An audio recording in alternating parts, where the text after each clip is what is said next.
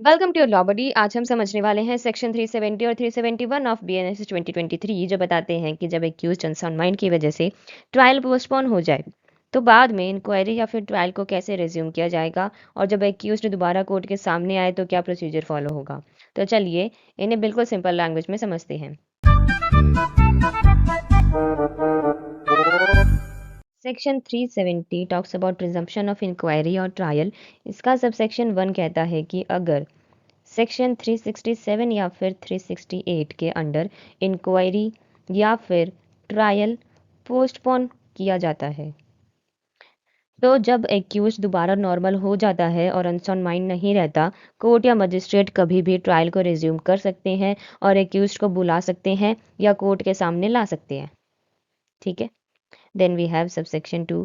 ये कहता है कि अगर एक्यूज को सेक्शन 369 के अंडर रिलीज किया गया हो और उसका श्योरिटी उसे वापस प्रोड्यूस कर देता है उस ऑफिसर के सामने जिसको कोर्ट ने अपॉइंट किया है, तो उस ऑफिसर का सर्टिफिकेट ही एक्यूज अब अपना डिफेंस करने के लायक है, एविडेंस के रूप में एक्सेप्ट किया जाएगा। ठीक है।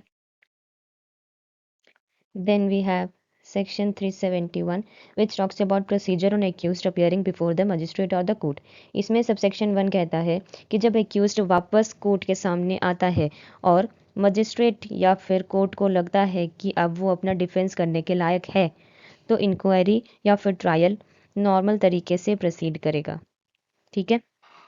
सबसेक्शन 2 कहता है कि अगर मजिस्ट्रेट या फिर कोर्ट को लगता है कि एक्यूज अभी भी अपना डिफेंस करने में इनकेपेबल है, तो फिर कोर्ट दोबारा से सेक्शन 367 या फिर 368 के प्रोविजन अप्लाई करेगा, और अगर एक्यूज अनसाउंड माइंड का पाया जाता है और डिफेंस करने में इनकेपेबल है तो उसे सेक्शन 369 के हिसाब से डील किया जाएगा। ठीक है। So this was simple explanation of section 370 and 371. If you found this video useful, do not forget to like, share and subscribe your Law Buddy for more such legal content. Thank you.